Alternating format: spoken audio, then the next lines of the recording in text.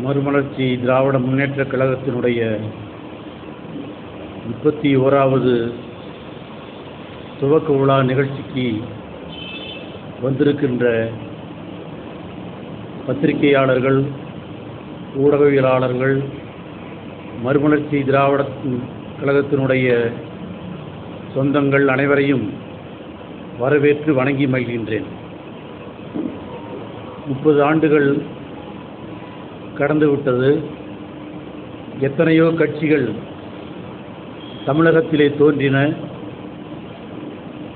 தோன்றிய வேகத்திலேயே அவைகளெல்லாம் மறைக்கப்பட்டும் போய்விட்டன. ஆனால் மறுமலர்ச்சி திராவிட முன்னேற்றக் கழகம்